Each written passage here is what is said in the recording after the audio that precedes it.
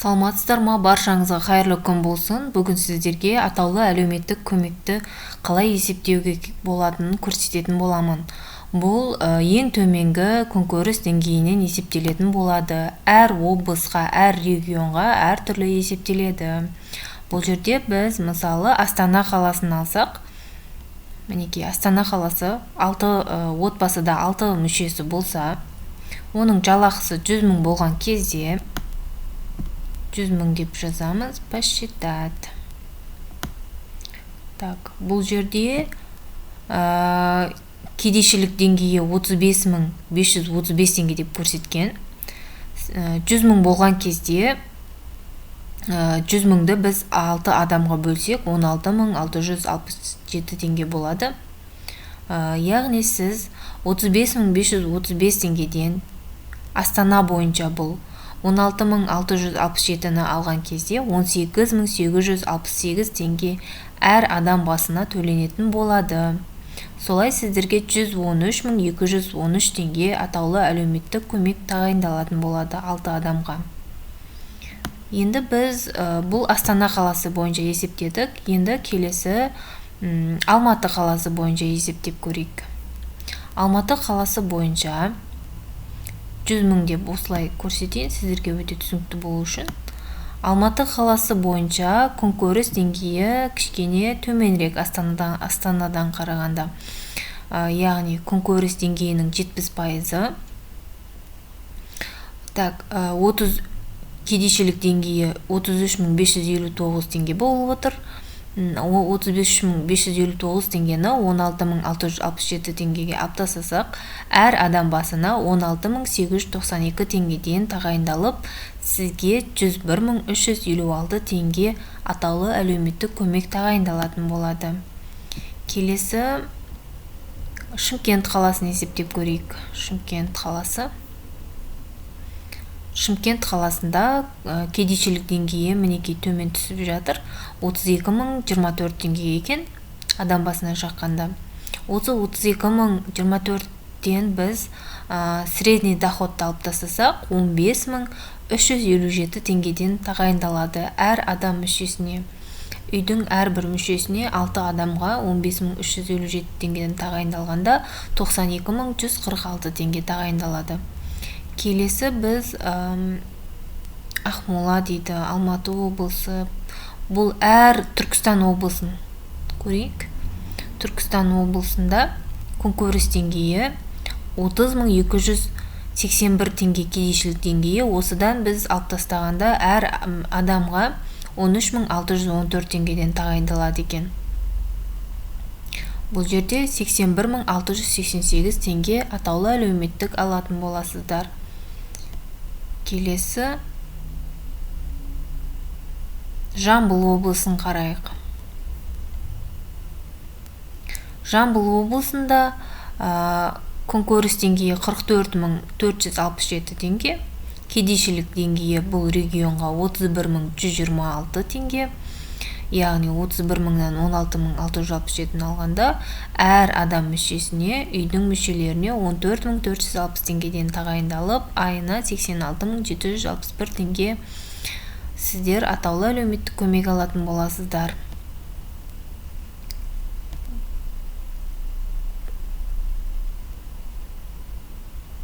Ақтөбе облысын алайық. Ақтөбе облысында күнкөріс деңгейі 42.047 теңге. Черта бедности дейді. Бұл жерде кедейшілік деңгейі 29.432 теңге. Осыдан 16.677-ні алғанда 12.766 теңге әр адамға тағайындалады. 76.597 теңге атаулы әлеуметтік көмек алатын болады.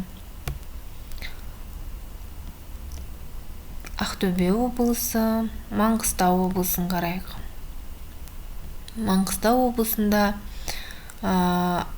күнкөріс деңгейі 58.526 теңге болғанда, черта бедности кедейшілік деңгейі 40.968, Бұл кезде өте көп тағайындалады екен. Әрбір мүшесіне 24.301 теңгеден тағайындалып, айына 145.809 теңге атаулы әлеуметтік көмек алуға мүмкіндігіңіз бар екен.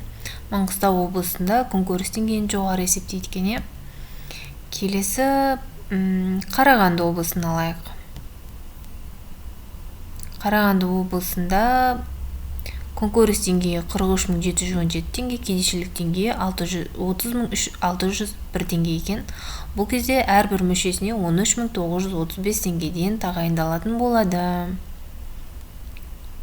83.611 теңге ай сайын осы төлемді алатын болады.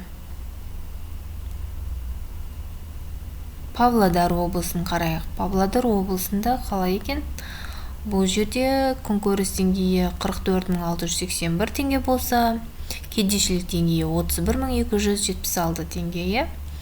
Осы кедейшілік деңгейінен средний доходты алып тастасақ, 14.610 теңге тағайындалады әрбір мүшеге. Отбасы мүшесіне сол кезде 87.660 теңге алады екен. Егер міне осындай доход болған жағдайда. Тыңдағандарыңызға рахмет. Атаулы әлеуметтік көмек бойынша сұрақтарыңыз болса, мен каналға тіркеліп тыңдасаңыздар болады. Мен сіздер үшін презентация жасап қойдым. Атаулы әлеуметтік көмекті 2023 жылы бюджеттен 73,9 миллиард теңге бөлінді. Атаулы әлеуметтік көмек жан басына шаққандағы ең төмен күнкөріс деңгейінің 70%-нан төмен азаматтарға тағайындалатын болады. Келесі, атаулы әлеуметтік көмектің қандай түрлері бар? Шартты және шартсыз түрі. Бұны мен толығырақ келесіде таныстырамын. Атаулы әлеуметтік көмекті алуға кімдер үміткер бола алады? Бұл Қазақстан Республикасының азаматтары ала алады. Қазақстан аумағында тұрақты тұратын азаматтығы жоқ тұлғалар, босқындар, қандастар алатын болады. Келесі, шартты және шартсыз түрі бар. Бұл атаулы әлеуметтік көмектің шартсыз ақшалай көмек кімдерге көрсетіледі? Жұмыспен қамтуға жәрдемдесу шараларына қатысуға, мүмкіндігі шектеулі жалғыз ілікті немесе жалғыз тұратын аз қамтылған адамдарға, зейнеткерлік жасқа жетуімен бірінші немесе екінші топтағы мүгедектігі бар, 2 айдан астам еңбекке уақытша жарамсыздық мерзімі белгіленуі мүмкін аурудың болуы, екінші құрамында еңбекке қабілетті адамдары жоқ немесе жалғыз еңбекке қабілетті мүшесі 3 жасқа дейінгі балаға, мүгедек балаға, бір немесе екінші топтағы мүгедекке, бөгде адамның күтіміне және көмегіне мұқтаж қартқа күтімді жүзеге асыратын табысы аз отбасыларға көрсетіледі. Шартсыз ақшалай көмек өтініш жасалған айдан бастап ағымдағы 90-ға тағайындалады және ай сайын төленетін болады. Шартты ақшалай көмек кімдерге көрсетіледі? Шартты ақшалай көмек жалғыз ілікті не жалғыз тұратын еңбекке қабілетті табысы аз адамдарға, сондай-ақ құрамында еңбекке қабілетті мүшесі бар табысы аз отбасыларға, оның ішінде бірыңғай жиынтық төлем төлеушілерге, яғни СП төлейтін жеке тұлғаларға, ол жұмыспен қамтуға жәрдемдесу және қажет болған жағдайда әлеуметтік бейімдеу шараларына қатысқан жағдайда ай сайынғы немесе бір жолға ақшалай төлемдер нысанында көрсетіледі. Еңбекке қабілетті отбасы мүшесі үшін қандай жеңілдік қарастырылған? Еңбекке қабілетті мүше үшін белгілі бір жеңілдіктер бар, оған жұмыс табуға, білім алуға немесе өз ісін ашуға көмектеседі. Атаулы әлеуметтік көмек бойынша тағайындалған сомаға ай сайынғы негізде 1 жастан 6 жасқа дейінгі әрбір балаға қоса алғанда 1,5 айлық есептік көрсеткіш мөлшерінде қосымша төлем төленеді. Оның мөлшері 2023 жылы 5.175 теңге, яғни 3.450-ді 1,5 айлық есептік көрсеткішке көбейткенде сомасы. Атаулы әлеуметтік көмек қалай есептеледі? Атаулы әлеуметтік көмектің мөлшері біз жоғарыда есептеп мен көрсеттім. Әрбір регионға байланысты төленетін болады. Ең төменгі күнкөріс деңгейіне байланысты. Бұл жерде еңбекақы, әлеуметтік төлемдер белгілі бір кіріс түрін есептейді. яғни жеке қосалқы шаруашылықтан түсетін кірістері барлығы кіріс болып саналады. Кәсіпкерлік қызметтен түсетін кірістері айлық жалақысы, жылжымайтын мүлікті немесе көлік құралдарын жалға беруден, сатудан түскен кірістері есепке алынады. Кредитті пайдаланудан түскен кірістері, өтеусіз алынған ақша түріндегі кірістері, ақшалай салымдар, депозиттер бойынша сыйақы түріндегі кірістері, ақша аударымдары түріндегі кірістері, конкурстарда, жарыстарда, фестивальдарда, лотерея салымдар, борыштық бағалы қағаздарды қоса алғанда, ұтыс ойындары бойынша заттай немесе ақшалай түрдегі ұтыстар түріндегі кірістері, құрамында 4 және одан да көп балалары бар көп балалы отбасыларға ай сайынғы мемлекеттік жәрдемақы, бағдарлама шеңберіндегі ерікті түрде қоныс аударуға қатысушыларға көшуге, жұмыспен қамтуға жәрдемдесудің белсенді шараларына қатысудан алынған кірістер, тұрғын үй заңнамасында белгіленген тәртіппен бір бөлігін қарыз бойынша бастапқы жарнаның бір бөлігін жабуға арналған тұрғын үй сертификаттарының сомасы, осы магистранттарға, докторанттарға, резидентура тыңдаушыларына, оқу орындарының басқа да тыңдаушыларына төленетін стипендиялар және басқалар жалпы кіріс ретінде есептеледі. Атаулы әлеуметтік көмек ретінде.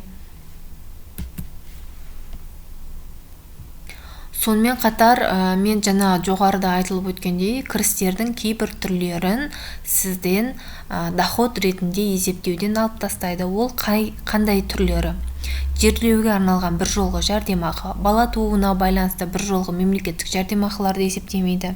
Жетім баланы және ата-анасының қамқорлығынсыз қалған баланы асырап алуға байланысты бір жолға ақшалай төлемдер, 16 жасқа дейінгі мүгедек балаларға мүгедектігі бойынша мемлекеттік әлеуметтік жәрдемақы, 16 жасқа дейінгі мүгедек балаларға арнаулы мемлекеттік жәрдемақы осылар есептелмейді.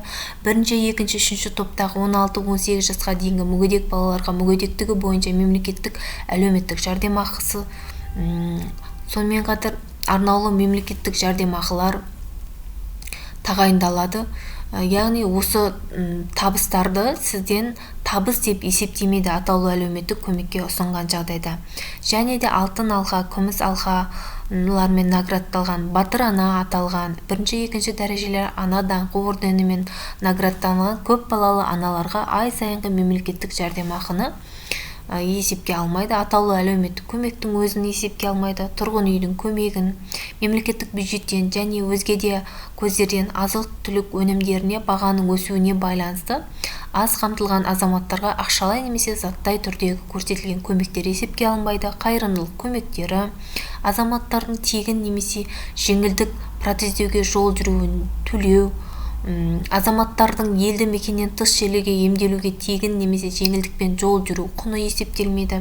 Жергілікті атқарушы органдардың қаражатынан бір жолғы төлемдер, заңнамаға сәйкес мүгедектерге бөлінген дәрілік препараттар, санатория, курорттық емдеу, протездік, ортопедиялық бұйымдар, жүріп-тұру құралдары және оңалту түрінде көрсетілген заттай көмек түрлері есепке алынбайды.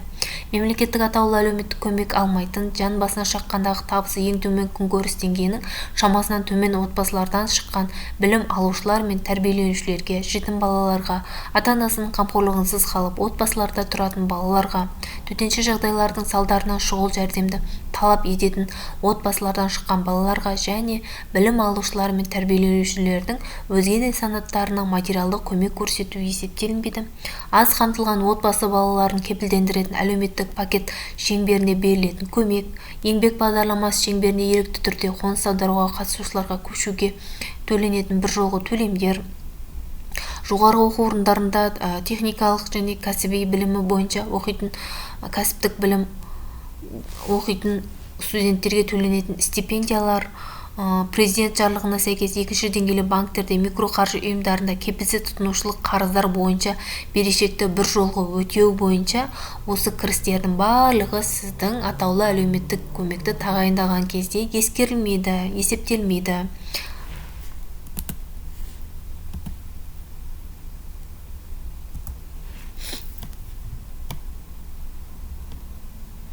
қайда жүгінеді? Бұл атаулы әлеуметтік көмекті алу үшін қандай құжаттар дайындау керек? Атаулы әлеуметтік көмекті тағайындауға өтінішті қабылдау электрондық үкімет веб-порталы арқылы немесе проактивті қағаз жеткіштікте тұрғылықты жері бойынша халықты жұмыспен қамту орталығы арқылы жүзеге асырылады. Ал ауылдық жерде тұрған жағдайда кент, ауыл, ауылдық округ әкіміне жүгінуі қажет. Өзімен бірге Қазақстан Республикасында тұратын тұрақты шетелдіктің жеке куәлігі не тұруға ықтияр хаты, азаматтығы жоқ адамның куәлігі, босқын куәлігі, ал қандастар үшін қандас куәлігі ғана болса жеткілікті. Жұмыспен қамтуға жәрдемдесудің белсенді шараларына тартылатын еңбекке қабілетті отбасы мүшелері жұмыс іздеп жүрген адам ретінде тіркеуге өтініш береді. Ескерту: атаулы әлеуметтік көмекті қарауды және тағайындауды жеделдету үшін өтініш берушінің өз бастамасы бойынша құжаттың көшірмесін қағаз жеткіште ұсынуға құқығы бар. Қызметтік көрсету мерзімі қандай? Еңбек мәлімділігі орталығы құжаттар топтамасын тіркеген күннен бастап 15 жұмыс күнінде сізге қарап жауабын береді. Проактивті қызмет көрсететін кезде адамның отбасының материалдық жағдайына тексеру жүргізуге келісімін алған күннен бастап 15 жұмыс күні. Кент, ауыл, ауылдық округ әкіміне құжаттар топтамасын тапсырған күннен бастап 18 жұмыс күнінде қаралатын болады. Мемлекеттік органдарға және ұйымдарға сұрау салу рәсімделген жағдайда құжаттар топтамасын қалыптастыру мерзімі өтініш берушіге жазбаша хабарлама жібере отырып, күнтізбелік 30 күнге дейін тиісті мемлекеттік органдарға және ұйымдарға сұрау салу келіп түскен күннен бастап 2 жұмыс күнінше ұзартылады.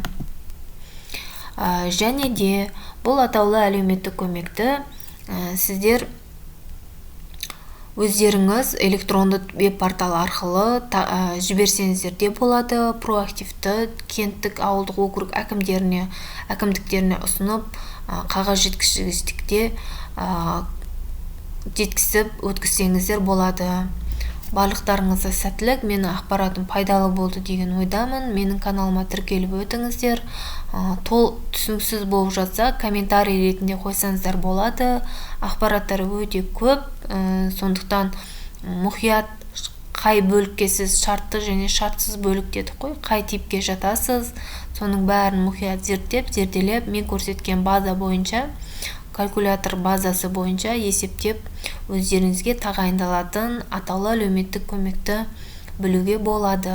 Баршаңызға сәттілік тілеймін. Сау болыңыздар.